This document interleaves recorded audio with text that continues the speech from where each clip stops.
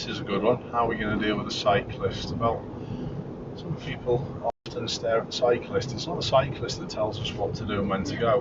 What is it, Emma? Space. Space, yeah. What space have we got at the moment? Are we going to be able to clear him before he gets to that van? I don't think so, are we? No? So do keep up with him. You're a little bit far away, to be honest, to make a decision to overtake from all the way back here. So keep closer to him. We don't want to go really close, but we need to be closer to him. Go on, get up a little bit more.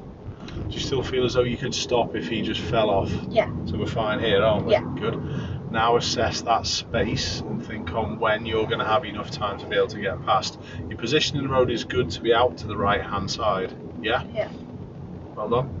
And it's not enough just to get around him at the moment, so we're looking for that last car. Do keep up with this guy.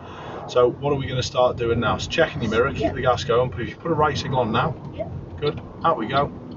Give him plenty of space and get going on the gas quicker. Good, good, cancel the signal, check him out, and then back in. Don't forget that mirror and that mirror, see him in both before you come back. Good, really expertly dealt with, alright, nice job. Any questions? No? No, that was good. I was just watching it. Yeah. I think, yes, it was like sweet about trying to overtake. Yeah, that's right. I don't think they were, to be honest. I think they were just eager to get past in the gap as well. Yeah. So therefore, sometimes accelerate just that little bit quicker to get past. Don't be scared of using that acceleration more. If you've got the safe time to go around the cyclist, do it. Yeah. Rather than peeing about alongside where everyone's at danger. Yeah. Yeah?